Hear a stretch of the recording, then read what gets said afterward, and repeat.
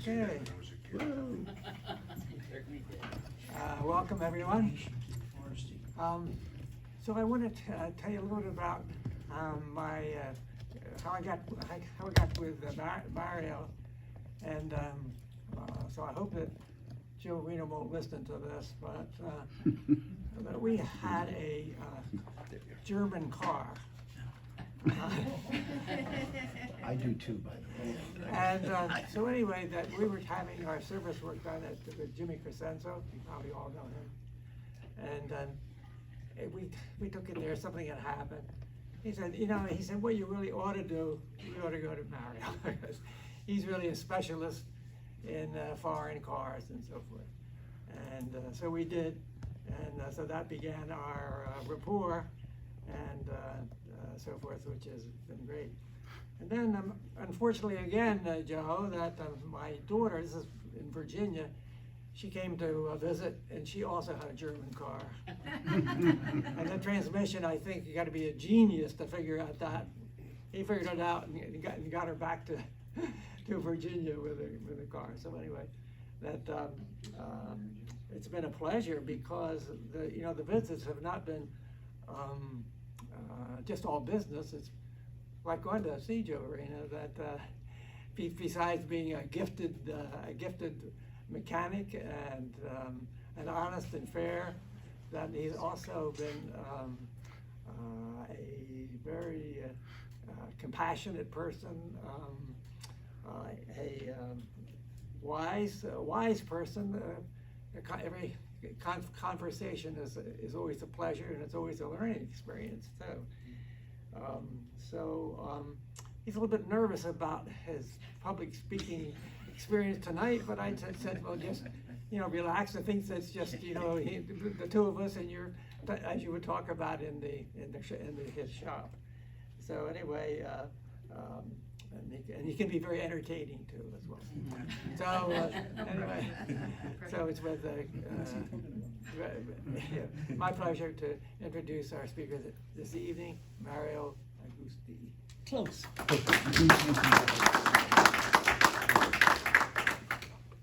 Hello, everybody. I'll feel less nervous when my wife gets here. She protects me. Well, Mr. Parker, he wanted me to talk about the Greeks and how we ended up here, and I didn't know he wanted to know more about my story, how we ended up in the States. It started in 1978. Well, my dad picked us all up and brought us here. Picked up 4 suitcases for the summer and came in the United States. We had no idea we were going to stay. And here we are. We have no idea what winter is like either, But Mario, how old were you when you came here? I was 11. So it's like the stories you hear is from an 11-year-old, So my sister was 7 and my brother was 4.5. So they don't have too many stories, They don't remember much. But I remember. So, why we came here in 78 was, I don't know if you guys know, a lot of people don't even know what Cyprus is, a little Greek island in the Mediterranean. There was a conflict in 1974 with the Turks. Yeah. And before the war happened, there was conflict. They divided us up, the lefts and the rights. And, so Mr. Parker, sometimes we used to sleep at nighttime on the floor with my grandmother because we were afraid, they go and they'll put a bomb in the one guy's house, and the next night they would go put a bomb in another guy's house, We were sleeping on the floor, and it was scary until, they overthrew the government. That was even more scary because we had a curfew. We stay in the house. Nobody was allowed to leave. And actually, Mr. Parker, I have this story I remember after you left. My brother was like 7 months old. So we needed formula. We couldn't go to the grocery store or nothing. Those soldiers in the streets. And you open up a window, they see you, they'll turn the gun on you to shut the door. Now, these are Greek soldiers, and we're Greek too, So my father said, well, we've got to do something. The baby's going to starve, Guess my mother didn't breastfeed. So he goes out the door, and here's a young soldier, turns the gun on and told him to get back in the house. My dad had the look. I don't know if anybody knew my dad. I think Danny knew my dad. But he had the look, and he reminds me of Al Pacino in The Godfather, when he looked at somebody and told them, they listened. He turns to the soldier with a gun, automatic gun, and says, listen, got a kid inside, I'm going to get formula. If you're going to shoot, shoot now because I'm going. And guess what? He went and came back at the formula. So he had big kahunas, my dad. And he wasn't a fighter, you know, but he was good with words, you know. So anyway, yeah, you know, the war happened, and we weren't refugees, but we were economically refugees, you know. My dad had like a new car lot over there, and he had like, he brought the new Audis, the Audi 100 LS, if you guys remember, the NSUs, the Daihatsus, the Polskis. I think also I was a Russian car. So it was funny because I used to, the main street was this showroom and the cars up front. Then we lived 2 duplexes behind there. So I was like 4 or 5 years old on my bicycle going to the shop. But better yet, he had a garage he built on a piece of property for the cars to get fixed. So I used to ride around my house, go to the garage all the time. I'll bother the mechanics day and night. And they all knew me, the whole town knew me. And every time I crossed the street, my mother told me not to cross. By the time I got home, I got my ass whipped because she found out somebody told her I crossed the street, you know? So it was nice over there, you know, but, you know, because of the war, we had to get up and go. A war in a kind of small island like that, it sets you back like 30 years. We were already back 30 years to begin with, but we're doing good, my dad, you know? He had a lot of properties, he had new cars, he was turning money over. After the war, he was shot. No money being lent from banks or nothing, he wasn't selling cars. So actually the showroom, I didn't tell you this either, Mr. Parker. The showroom he had, my dad could look in the future. He could see things. He said, I'm gonna make a cafe. He turned the showroom into a cafe. It was Cafe Bell. So he had the letters cafe and a big bell, gold bell, I remember. I was there when they were putting up the bells, bothering the people. But it was awesome. He kicked everybody's butt in the city, you know? And then he said, I'm gonna go back to cars. He went back to cars, it didn't do good. The economy was shot, you know? So, you know, couldn't pay bills, couldn't feed 3 months and a wife, you know? So we decided to come to the States. This stuff I didn't know that he was planning to go back, you know? We're coming from my aunt's wedding, which was in July. So we come over in July with 4 suitcases, 3 kids, and we end up staying here. I expected to go back, you know, to my friends, you know? We stayed here, so we signed me up for school in Mount Laurel. We stayed with my aunt for 2 months. Let me tell you something, it was horrible. I couldn't speak a word of English. My brother and my sister, they learned English in like a month and a half. I couldn't get the hang of it. I was a year. I was remembering my cousin saying the word like. And I was starting to say, well, she used it that way, she used it that way. What the hell does that word mean, you know? It's still stuck in my head. In about a year, I started communicating better. Oh, you could tell. The doctor in the house.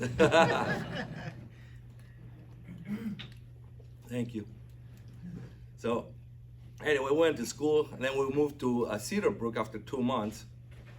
And my dad, it was hard for him, you know. Different country, different culture, you know. He only had a little family. And he tried to open up a used car lot. Well, he did. Things didn't go well in Waterford, and he moved to Magnolia. We stayed there for about a year, you know, trying to make ends meet. It was tough. I was there with him, you know. I was a young kid. What year, roughly? This was 1978. Okay. We were in Waterford for a little bit. He bought a place with my uncle and my aunt, tried to make a body shop and a used car lot. And that didn't last too long. You know, Waterford is still, you see how Waterford is, it's still slow, you know. And then we moved to Magnolia for a little bit. He did all right for a little bit, but you know, hardly any money. It was tough. Then I remember we moved to Stratford and they closed us down because we were making too much noise. It was a residential area, so we had to leave from there. And the big move he made that was good for my dad was to move to Atco. I don't know if you guys remember Lombardo's Auto Sales in Atco. He was there for 20 years. And he was struggling there. But I remember this lady Laura came in, and my dad was home because in Cyprus we used to take fiesta time. 1 o'clock they go home until 4:30, and then they go back to work. So my dad was used to that. So he went home, man, I'm gonna stay here, I'm gonna go home, take a nap, I'll be back. This girl Lori comes, she goes, I'm from Auto Trader, she goes, we're opening up this new magazine for, you know, advertising. Well, it's free, she goes. We're starting the magazine, it's free. We could put every car up for sale. So I said, I don't know. Let me call my dad. So my dad came over, and that was the break my dad got. The magazine and then the internet. And then he did really good over there for 20 years, you know.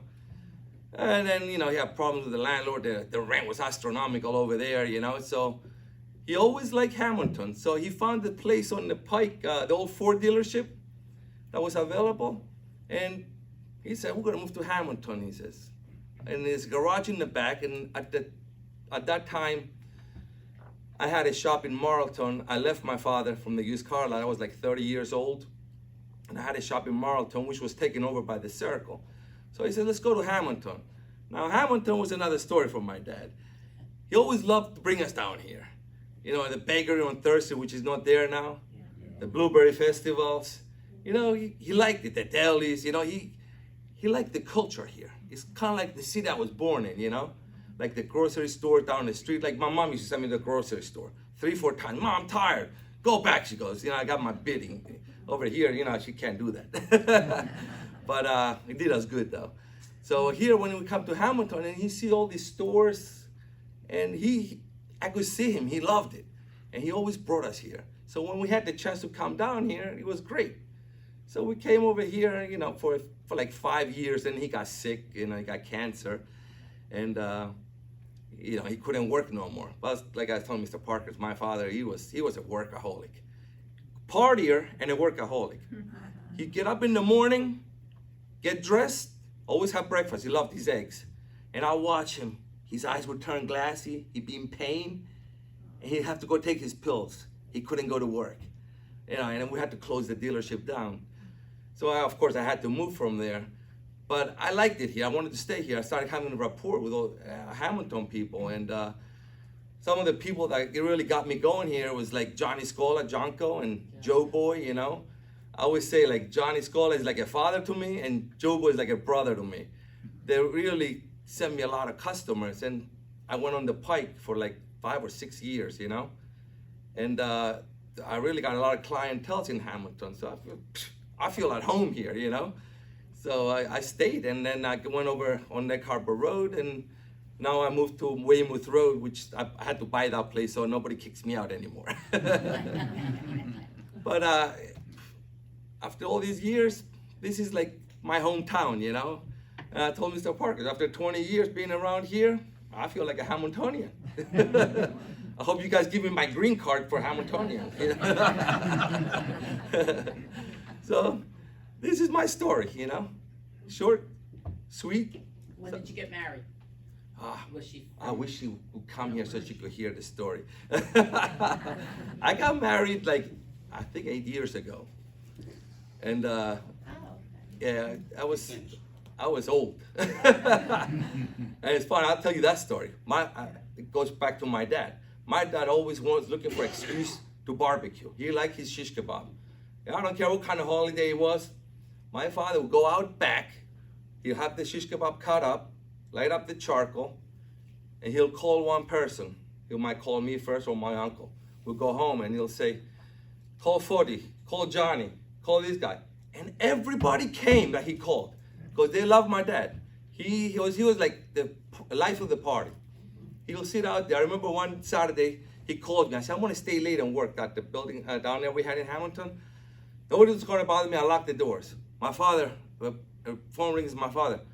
I lit up the charcoal, come home. Guess what I did? I went home. So I remember that particular day. I go home and my mother's in the kitchen preparing the salad and everything.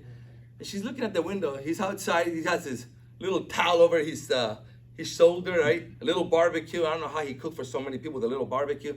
The shish kebab is going, hey, Mary, look at him, he goes. He's singing by himself outside, drinking his little beer, you know? So I'll go over there. I said, make sure, call your uncle. Make sure he comes. And before you know, we had like 10 people over. And he'll cook. So back to me cooking and my wife. I have a friend that he's single. And everybody invites him over to the houses. So he can't do that because he's not married. He lives in an apartment complex that has a lot of grass in the back. So once a year, he has a big party. And before the party, everywhere he goes, he meets women, this and that. Here's the card, my party card. The date. I mean, months before. And he'll give a card. So I said, his name is Mamas. I said, Mamas, I'll cook for you next year. So that day, I went to his diner. We cooked the little Greek meatballs, the pastichos he made. And we cut 100 pounds of pork and put it on the skewers. I got it, not lie, but I got my mother to cut the pork and put it through the skewers. So the next day we were cooking, and I built, actually, Danny's friend built me a big barbecue. I put 32 double skewers on there. So I light up the charcoal, it's June, it's hot, and I started cooking. So the people start coming in from like 2:30, 3 o'clock. They'll come, people will leave, more people will come. It was like 12 o'clock, I'm still have the charcoal lit up and I'm cooking 2 or 3 shish kebabs at a time while they're 2 or 3 o'clock in the morning. Well, you know, I'm single. I'm looking at all the girls coming in, you know. I'm taking them some shish kebab to get some telephone numbers, you know. So I see my wife, she comes over and, well, she's gonna kill me for telling this story. So well, my mother's already there with her friend sitting there, and here comes my wife, and I know her niece that she came with, and another girl that she came with. So I see them sitting behind my mother. So I said, Blondie, let me see, I don't know them. So I go over there, and I've been drinking and sweating it out, you know, so I wasn't drunk, I was just feeling good. So I go to her, I says, I don't see you around. Who are you? I said, she goes, from around here? He goes, man, I just came from Greece. She goes, I just came in January. I said, well, are you here to stay or are you vacationing? She goes, I'm probably gonna stay. She goes, I said, really? She goes, yeah. I says, well, how are you gonna get you a green card? I'll tell you what, before she wanted to tell me about her mother. I said, I'll tell you what, you give me $10,000, I'll marry you, and you get your green card. Really? That's what you said. First time you met Yeah, and she'll verify when she comes over in a little bit. So she started, she's a little bit of a loudmouth. She goes, I don't need you. She goes, my mother's American citizen, my sister's American citizen. I said, mama shmama, I said, 10 grand. I'll marry you, you have your green card in 6 months. But let me tell you something, if you want sex, it's extra. So then That's I the went, direct approach. you could ask her when she comes here. When she comes in, ask her, did you pay extra for sex for Mario? So she was laughing. Then I come in with a big, I put pork chops on there too, and the, you know, and the fat was dripping down. It was so juicy, and I come with just a fork and a plate underneath like this. And I'm like, hey, I got you a pork chop, I said, to eat. So we start talking from that time, you know, and it was even funny. She come to say goodbye to me when she was leaving, and she gives me a hug, and says to her, you gonna give me your number? I said, we're gonna go out sometime. She goes, I get my number from Donna. Donna was her niece. I said, listen, Donna Shmana, either you give me your number, forget about it. So she gave me her number, and that was another story. I ended up knowing her family. Her family has a pizza place in Philly on 2nd Street. I knew her cousin, I knew her aunt. It was like, holy crap, you know? So that's how we started with Anastasia. So anyway, that's... So what did you do with the 10,000? With the 10,000? Yeah, what did you do? Huh. I didn't just not get the 10,000, it cost me 10,000. And it keeps, I'm on a payment plan. You're 20,000 in the hole already. Already, yeah. And I didn't have the contract. Oh, and it's another funny story. We go for the immigration now, and the lawyer says, try to have pictures, albums, stories, you know. Well, we were living together anyway, so we want to have everything straight. We was kind of nervous going in there, you know. So the lawyer tells us all the possible options. They could put you in different rooms, each and ask you questions. They have us together, whatever.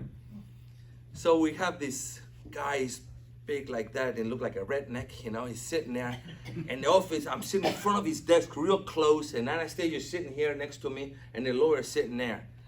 And he's asking all the stupid questions. If he was a criminal, anything to do with guns, this and that. And of course the answers were no. And then He's looking at her paperwork. Oh, your mother's American citizen? She goes, yeah, my sister and my niece too. And she goes, you know, she's like this, it's a big guy now. He's looking up in front of me and looking at her. You know, she don't really need you to become American citizen. You know that, right? I said to her, you're lucky I held my mouth shut because I was ready to tell him. I said, you just shut up. I'm getting 10 grand for this. But I said, you might not take that lightly, you know, so I kept my mouth shut.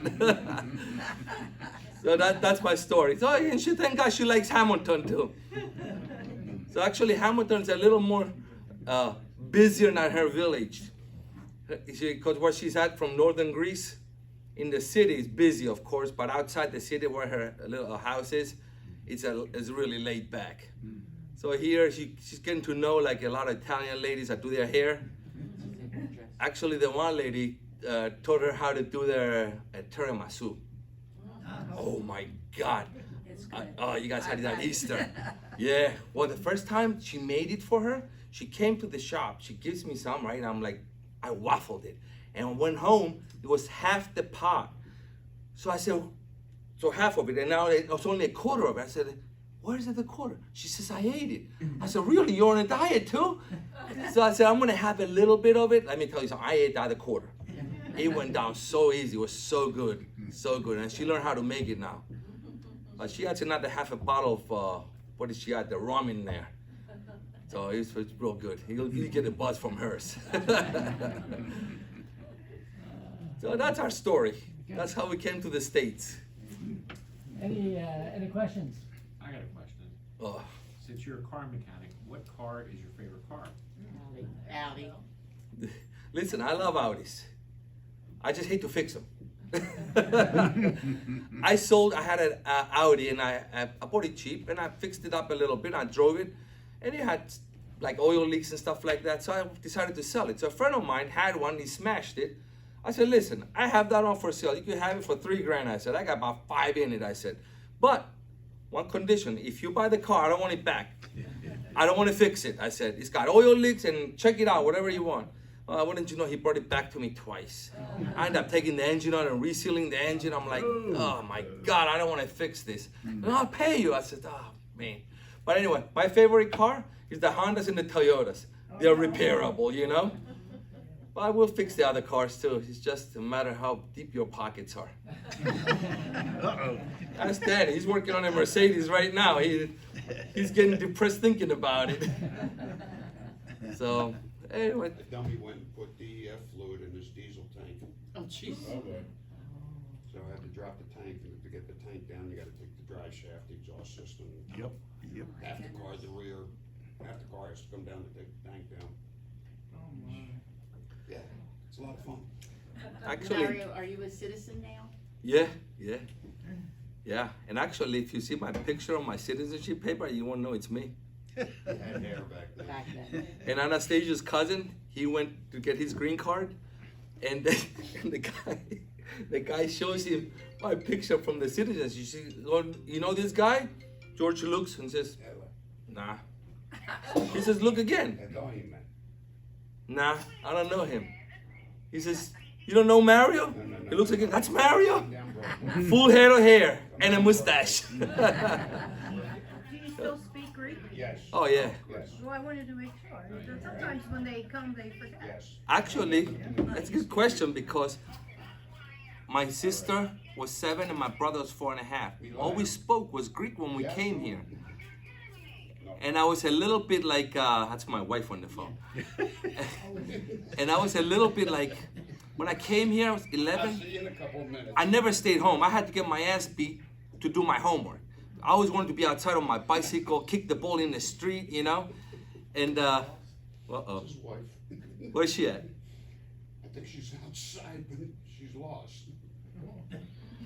I told her to come back here. I lost my train of thought. Okay, now the language. So when we came here, I wanted to go back. I said, I want to go play with my friends, you know? My sister and my brother, they didn't notice much difference. So, and I'm hard-headed because I'm a Taurus and I was born in May. And I never wanted to speak English to my dad or my mother.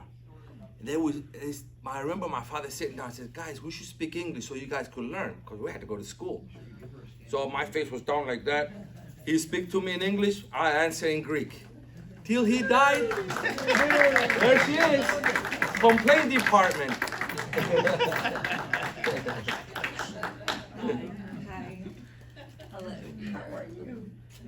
None of it was true, Anastasia. None of it was true. He's lying again? That's a storytelling. So give us a sentence in Greek. Anything. Καλημέρα σας, τι κάνετε, είσαστε καλά, σας αρέσει η ομιλία μου? That's not No. Greek, that's Cyprian. Yeah. No, he said, I said, hello, how you doing? I said, you like my speech? He says, no. They have a question for you, Anastasia. I'm listening. I told you. Who's gonna be the, who's gonna ask it? Some, Did you pay him $10,000 to have sex? I've been getting his money. See, she admitted, she took advantage. He was begging me to marry him, you know that, I And she already got- told you the story. And she's a citizenship. And when she went to get, she studied so hard to get her citizenship. So we go together for the test. Now she's practicing our work. She's asking the girls to ask her the questions. She's nervous, right? So here comes time, they call her in. So this nice, well-dressed man calls her in. She told me, he calls me in, and he starts talking to me, and we're talking, and she's asking me stupid questions, she said, and this and that. You know, what's the biggest state in the United States? Alaska, right? She goes, yeah. He Goes, answered himself. can you write Alaska for me? So she writes, yeah, sure. She writes Alaska. And then she goes, okay. No. Where the Statue of Liberty is. He asked me where the Statue of Liberty. Do you know Listen where to it this is? answer. And I said, what do you want me to say? Like in New York, in the waters of New Jersey? I've been there more times than you, I said, because everybody who comes from Greece, I know. He started laughing. And then he goes to me, okay, you passed. I said, what do you mean I passed? What do you mean I passed? I didn't sleep all night with all these 100 questions. And you're telling me, what did you ask me? I said. He goes, you passed. You don't want to pass? And then he turns around and says, you want to do it today? Like the Ceremony, the ceremony. Yeah. I said, can I do it today? He said, yeah, 2 o'clock. He was the judge. And I didn't know. Such a nice guy. We got pictures together and everything. No, I figure he's seen the blonde, you know, come over there. She speaks Nah, good He English. wasn't like that. He was Yeah. very nice. I bet you she learned how to speak English long before you did. Oh, she did. She In the was, 70s when I she actually was, she lived in this country when she was young for a few years. She went to school here. 5 years. 5 years? And then when, 7 years. and she had her own hair salon in Greece for years. And she comes back to the States and she can't get a license unless she goes to school for a whole year. I know. I had to go to school. And she used to come home and there's My a English went good, though. medical A little part better. that she has to read and pass a test for that. And she comes home, she goes, I don't know what this word means. So I was like the father to the little kid. I said, listen, you just read it over and over until you learn it. She did. She passed the test, the first shot. I was so happy when I did. I was almost crying. So, anyway, if you guys, anybody needs their hair done for free, that's her. The doctor, is there any more water? There's more, you want more? Please. But Is there a large group of Greeks in Hammonton? that was my next thing I was going to tell you guys. My friend Angelo, I wanted to get him here tonight. And like I was telling Mr. Parker, Angelo is in his 80s, maybe like 86, 87. He don't show it. And Vangeli. Thank you. And every time he used to come to my shop, my other shop, I had the office in the back.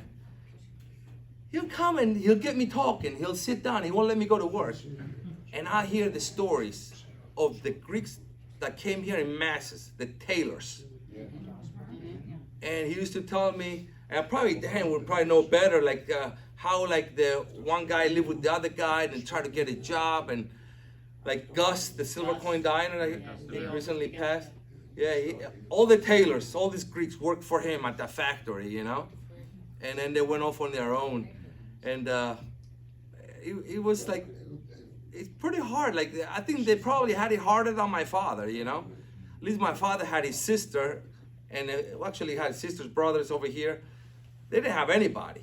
They had to get places to stay and live with each other until they got jobs and they went on their own. Your mother came with the boat, right? My mother came to Ellis Island, yeah. Yeah, with Angelo and all. So I think we should get Dan up here. He has a lot of stories.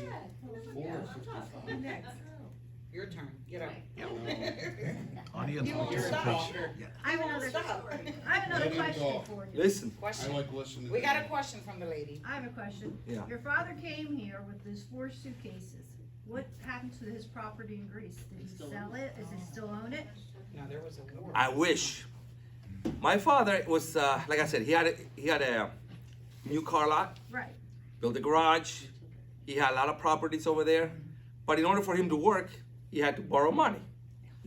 People owed him money, and he owed money. When he left, my godfather was his lawyer, and he knew everything that was going on. So we figured we'd come over for the wedding. My godfather was going to take care of a lot of my dad's business. And we didn't know we were going to stay for a couple of years. My father knew. I don't think my mother knew either. So in 1981, 82, my father gets a call. My godfather died. So all the properties my father had, they got confiscated. Oh. So I wish they didn't, because like maybe one of them properties was worth so much money, especially right now in the village where my grandmother is. He had like acres of land, you know? And over there is probably one of the richest town. It's the Hammonton of Cyprus, my mom's village now, you know? It's unbelievable. And my city now, it started looking like Dubai and Manhattan. They're building these buildings. Well, Anastasia was just there 2 weeks ago, and we're like, oh my God, what are they doing here, you know? You can't afford, like the average pay in Cyprus, average regular citizen, is 1,000 euros a month. My niece rented a 2-bedroom apartment in an old building for 1,200 euros a month. So her and her husband have to work to pay 1,200. They get 2,000 total. They have a baby. They have to pay for gas, insurance, food. You know, it's tough. The banks won't lend you money to build a house. They have, my brother-in-law gave them like properties to build houses, and it's so hard to get the bank to lend you money. So it's hard. Life is hard, you know, just doing an average pay, you know. You got to go outside the city to find a place to rent. But me, because I wanted to be Cypriot too, when I went back, I was in my brother-in-law's office, and they built, he worked for his brother-in-law, which was a real rich guy, and they were fixing houses. Seal Floor, the company was called, from ceiling to the floor, and now they also build houses.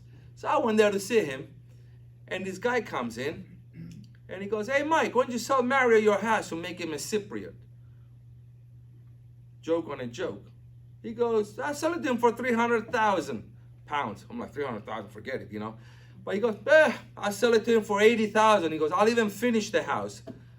I was like, yeah, well, come and see it, I said. So I was leaving on a Saturday. So on Thursday night, my brother-in-law says, he call you? I said, like, no. I said, let's call him. We call him on Thursday night. He says, oh, come on up for whiskey. I said, no. Tell him, if he's selling the house, I'll go up. Because if I like it, he's not selling it, I'm going to be pissed. So he kept on saying, come up for a whiskey. So I'm insisting. He goes, he's selling it. He goes, he won't say it, but he's selling it. So he puts his 3 kids and me in the car. It's like a Mitsubishi SUV kind of vehicle. And it sits up a little high. So we go like 40-minute ride on the mountains now. Nobody in Cyprus is going to go to that place at nighttime. They think it's so far away, 40 minutes. So let's say, That's where we were. let's say about 5 to 7 kilometers before we reach there, the road becomes really uphill, curves. Snake. So we reach where the turn to go in towards my house. So now the turns are like only a car fits through, and she screams every time we go through there in case a car is coming. The opposite side. Don't forget that. They drive on the Oh, it opposite is the side. opposite. So like a half a kilometer, half a mile, when we turn into the village, you literally almost want to drive into people's houses. So we make a right, a left, and then we go outside. A little bit further, there's a little street, dirt road. Now they put a little cement. So now we're driving in the woods for about 1.5 kilometers with this car that only this car could fit through there. Nothing else. And So, then there's cliffs it's all- going downwards. So what happens if the car steps on like a little bit, The ledge. the dirt on this side, it's gonna go down. And there you go, you're There's going no forward. cliffs if you don't look though to the left. If you don't look. You're not gonna be alive if I die there. So when we're going down, I remember the first time I was scared too, you know, I gotta say, not gonna lie. Who go through the little turns like this, and like I said, it's an SUV going this way. And there's one part that the road goes up a little bit uphill and then down. So I said, hey, Stelio, yo, is the road continue or is that a cliff? Because we're sitting up higher and I don't see the other end of it. No, we're okay. So I go down and you see the road goes down and curves around again. And he's not exactly sure, but we find the street, we make a left and we going down, it's a dead end street where my house is. So it's a little bit downhill. On the left, there's a house kind of like mine that they built there. Small one, it's not really finished. And the next one is a little trailer the guy put there. It was the guy's uncle that was selling the house I bought. So we go all the way down. I'm like, oh my God. I get out of the car and I'm going, I want it. He goes, shut up. He goes, wait until we look at it. Forget it. I said, I want the house. He says, we didn't even look at the house. I said, look around. It was the most beautiful view. I got a cliff here, and an awesome view. Actually, we show you a little video. I think we got it on our phones. So that I ended up buying a house, and we finished the house, and you know we planted trees and stuff. And when me and her go there, If we fix a swimming pool, it would be nice because we have a swimming pool, but we don't have it fixed. I'm trying to get my nieces and nephews to say, go there. If you guys gonna go there and take care of the pool, I don't care what it costs, I'll fix it. Because when I go there, I'll have it. But when we go there, it's so relaxing. We sit outside. Do you drive up there at night? He Every does. I night. don't drive in Cyprus. Every night. I never drove in Cyprus. It's the opposite way. This way is a stick shift, Right. and then you You've never drive driven from in this England? side. No, Yes. I've never driven in England. It's like England and Japan. I can't even cross. I didn't realize it was. I Yeah. don't cross the street. Reversed, He yeah. holds on to I me. know, He goes like it's this. scary. He grabs me. Yeah, because you might get run over. I'm The looking cars are the coming right over way. I here. look from there. The car should be Yeah, coming oh, down yeah. from the Yeah, right yeah. side. Let's say. How often do you go? Or what's the I plan? usually go once a year, You're going. but this year I'm gonna be a pig. I'm gonna go 2 times. She went in Greece in February because her mom was sick, and she went there for like 3 weeks. 3 weeks. But Greece, not Cyprus. And then she came with me now, and now she's gonna leave me in August. And all I asked for is to get me like a small Ukrainian girl, a refugee or something to help me out at the house. But 5 Russian girls. I'll send them over. And you can go help him, Mike. if you want. yeah. I'll make sure they're all healthy. I was sure you were going to say. But she's probably gonna go before me, and then I'm gonna go in September because my niece that baptized the kid just now, she's gonna get married. So we have another cousin over there, which is a little older than me. He's actually my mom's second cousin, but he's a real nice guy. He's just a little bit older than me, and he's fun. And she's the only one. He's such a strong character. He's a politician. He's into politics, but he's the nicest guy. And he's very strong character. If he tells you something, you're gonna do it because you like him first of all. You don't want to. The look. Yeah, look. It's unbelievable. So we were at his house. Sorry, we were at night his before house we traveled, the night now. before we left, and he has a house upstairs. He has a nice little balcony. We sit outside, and they have the elections in Turkey and Greece, No, Greece. Greece. Elections in Greece. Were Okay. that Sunday. and they have the TV inside. He's sitting outside. He's a big man sitting there. Anastasia's sitting to his left. I'm sitting to his right, and he's talking to us and watching TV. She grabbed the remote out of his hand and goes, I didn't come over here for you to watch TV. Guess what? He didn't turn it back on. His wife, Maria, she was kissing me. She goes, bravo, you're the only one that could do it. He called us over. He made me go there the night before I traveled, and he wanted me to watch TV. Yeah. I said, no, you're not going to watch either. When I went to Greece about 30 years ago, the Oh. first time, the airplane was packed with the Greeks, because they said they had to go back and It was vote. summertime? Oh. They had to go went back and Olympics. vote it was one of the requirements to keep your citizenship or something. The plane was packed, and they Yeah. were going back to vote. You know, on that note, I'm going to tell you something. Those years was like that. Yes, Even I'm now, your talking back sister- in the No. 80s. Right now, I could have voted from here if I wanted, but that's a different story. Those years, you had to vote. In person. Otherwise, you had, napirosis, how do you say that? You were fined. You were Something fined. was, yeah, there was a But condition. now it's not like that. Okay. On that note, with politics, watching Cyprus, like I said, it's an 11-year-old telling you the story now. You know, I remember the fear because I'll never forget that. Sleeping on the floor, hearing the bombs going off at nighttime, one there, and the gunshots and all that. Then going up to the mountains to hide because we didn't know how far the Turks were going to come in, you know. Driving, instead of driving like back them roads were in the night, they fixed the road since, but it used to be like a 45-minute ride to go to the house in the mountains that we had there, my father had. We went through other roads, and I remember as a kid, soldiers on the roads, you know, machine guns and stop, and it would come inside, who are you? And once you spoke to them in Greek, they knew you were from there. They would let us go through. And we went to Cyprus, to the house in the mountains. My uncle was a little tougher. Nothing's going to happen. Sooner, a little while later, he comes with my cousins. So a little while later, friends come. Our little house was like a living room, 2 bedrooms at the time, and an opening where the kitchen was and the fireplace, and we had like a table there. The whole house was filled like sardines, people sleeping on the floor. Everybody came up. You don't forget that fear. And what happened before that? When I told you the bombs, the gunshots and stuff, it was us fighting each other. You know, the lefts and the rights, you know, I should say. It was Magarios, the archbishop, and Rivas, the other guy, that came, you know, that divided the people up. So they would like, you know, they make us fight between them. They created chaos. And then the Turks came. They overthrew the government. And then once the government was overthrown, it was easier. Oh, and by the way, when we had the curfews and we couldn't go out the house, I remember the tanks going down the main street.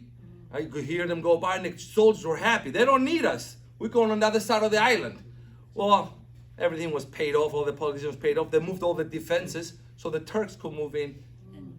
Okay? So having said all that, an 11-year-old seeing that and hearing all this stuff, I really don't care about politics to get involved ever, because all it is bad things happen, you know? You know, it's people getting, my dad says, you know, like I said, 11-year-old listening to this stuff, there was people that had no money, and the next day they were splurging with money.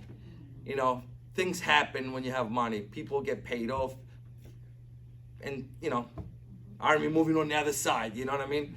So it was a plane in Greece that with commandos coming to Cyprus. Nobody told the Cypriots that were coming over. We threw the plane down. And all the commandos, actually there's a good story on that too, all the commandos died except one. The one that lived, he jumped from like 300 yards or 300 feet or somewhere high. He broke every bone in his body. He's blind. He has no legs. And he was telling his story on TV one night. And somebody actually fell in love with him, and he had kids. So one thing still worked. So Hey, listen, miracles happen. You ended up getting married. yeah, so What did you want to It's ask? still divided, isn't it? Yeah. Cyprus and Canada? it's still divided, and we have borders now, and what kind of gets to me, a lot of Cypriots, old timers, they will not go over there. We have to show our passport to go over there. So in other words, they want to say this is our country, you know. Yeah. Talking about It is their country though, because they were living there too, if you think not about that, it. yeah, but they were living with us. Yeah, but it's But- their country also. That's another story. I want to tell you guys another story. Like they took the land they took. They have a set of mountains, which we could see from our side, and just like Lebanon, when the Israelis took their mountains, so they could watch from the mountains. So these guys, they made the Turkish flag and the Turkish Cypriot flag humongous, and it lights up too. And you could see it on our side. It's like telling us, haha, you know?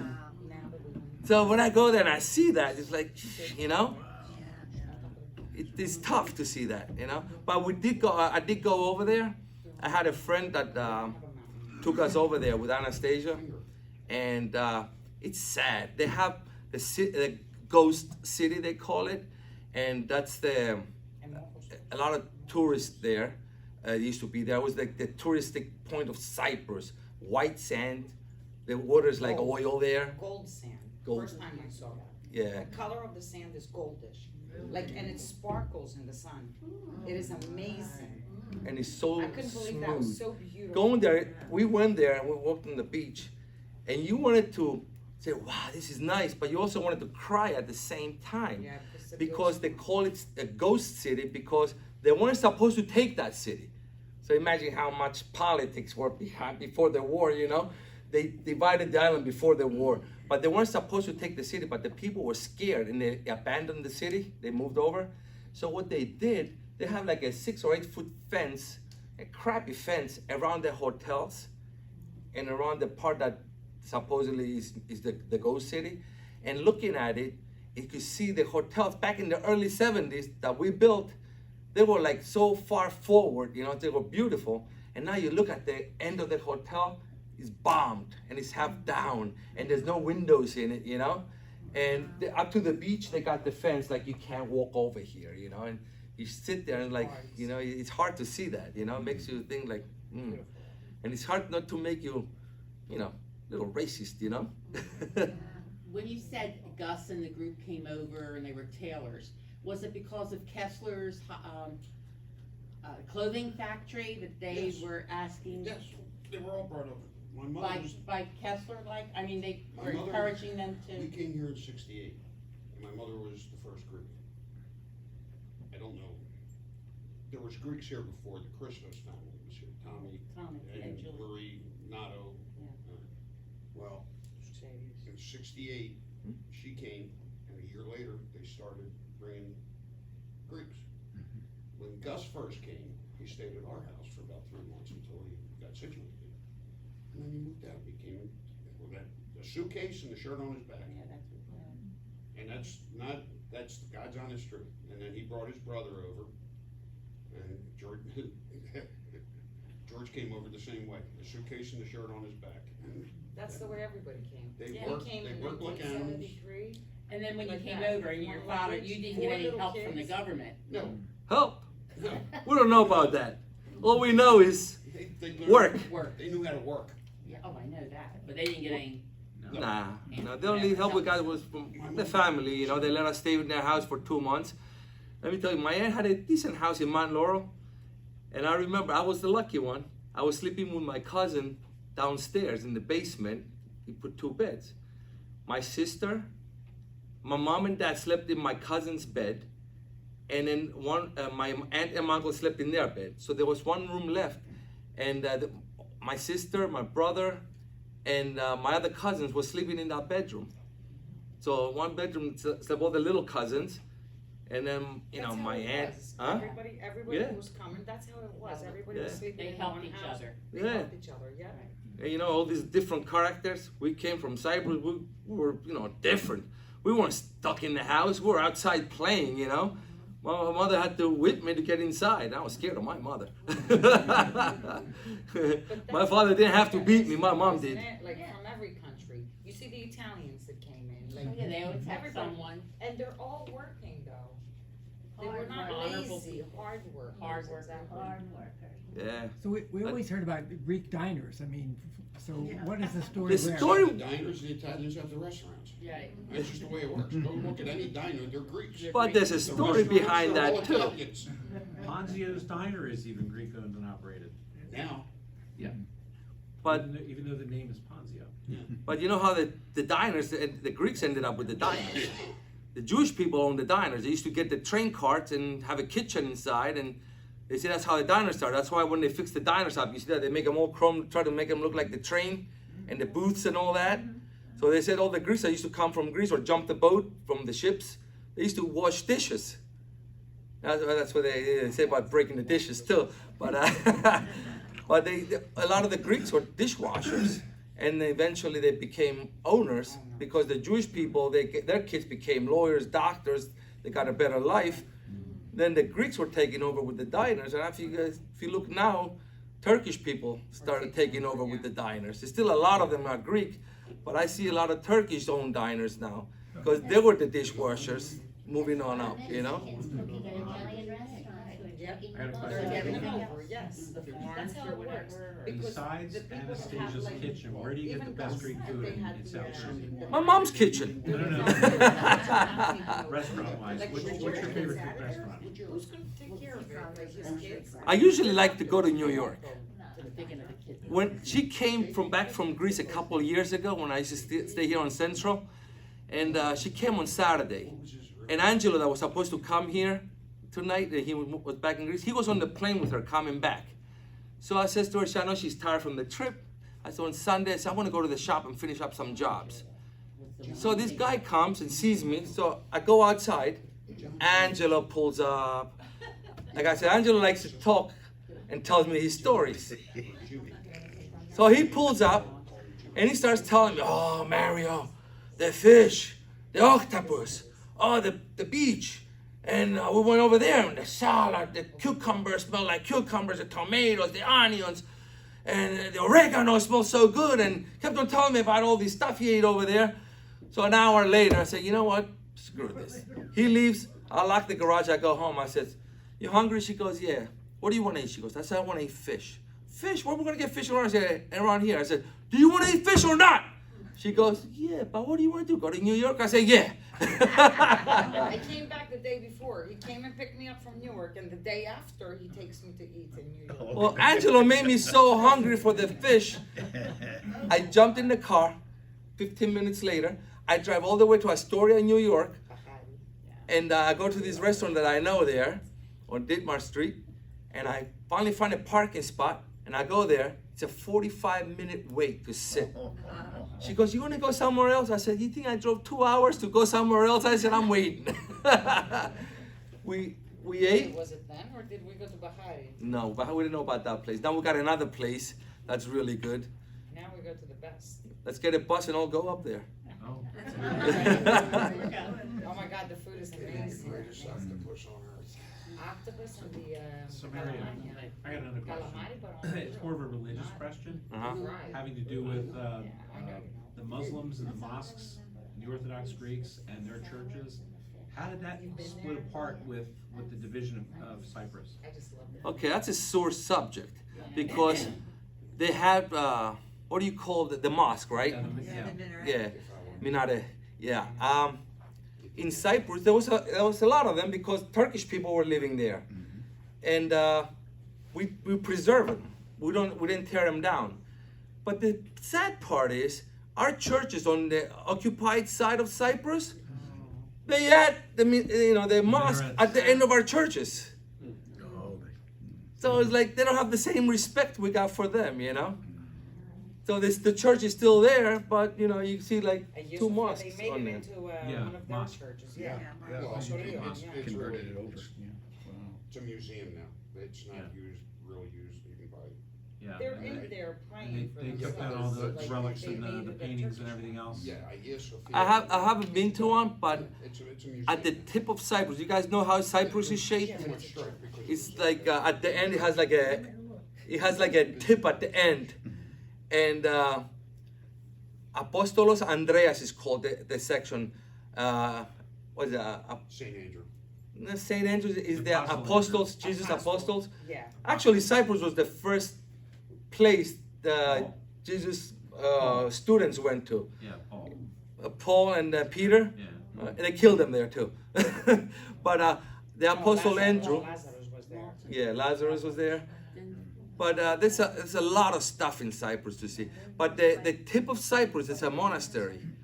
And I actually remember going there before the war when our relatives came from England and we took my mom's aunt there. And I remember driving down the dirt roads with the station wagon. We were sitting in the back and it was pretty cool. And I slept at the monastery because my father, like I said, he knew when my father was around. He was a happy-go-lucky guy. Whether they liked it or not, they put us up that night. And I was lucky enough, if you look at the tip of Cyprus, the monastery sits right on the tip, and outside of it is the rocks. And some of the rocks are on the map too. It was so dark when we finally got there that night because the roads were crap, you know. And I remember waking up, like I said, I was a little kid. I was 7 when the war happened, and I remember going there, so I must have been 4 or 5. And I remember waking up, and there was a balcony, like from here to here. I would be afraid to walk on it now with this weight. And I remember looking at the rocks outside and the water. I was like, wow, this is nice, you know? And I happened to sleep at the best room right there.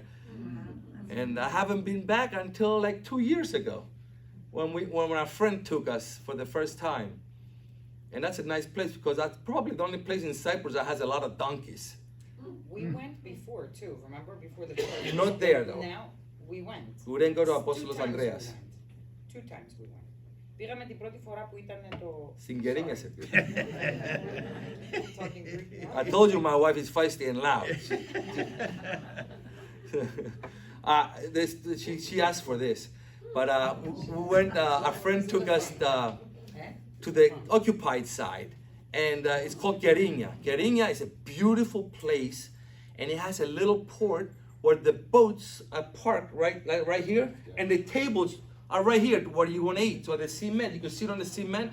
The water is right there.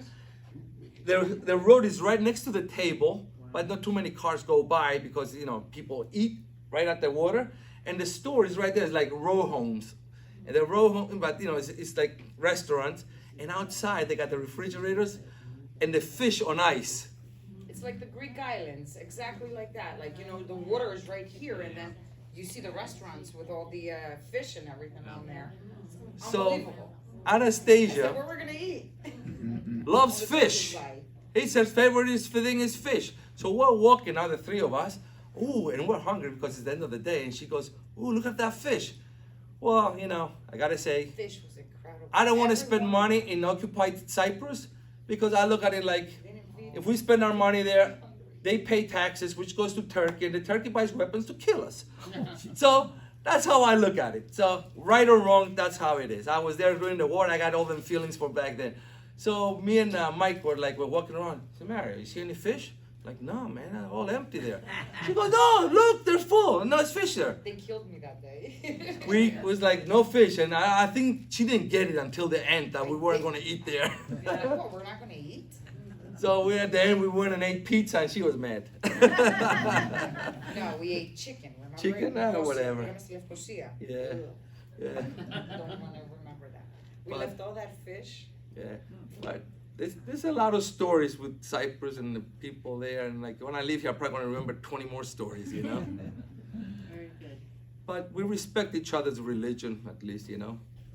But that's why I see all this religion stuff, the politics. I say, you know, you are who you are. I accept you for what you are. Don't try to push nothing on me, and I won't push nothing on you, you know. We keep peace that way, you know. So.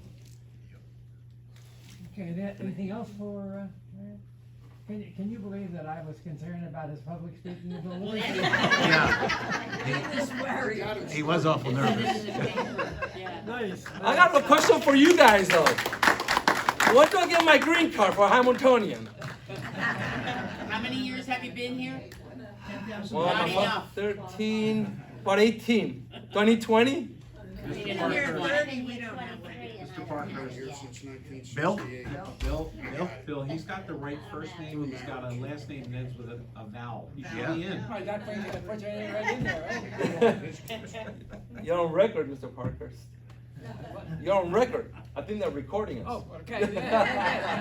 Hang it in there. All right, guys. I'm gonna sit. Anastasia, what did you bring, Anastasia? Pita, Fed Oh. pita.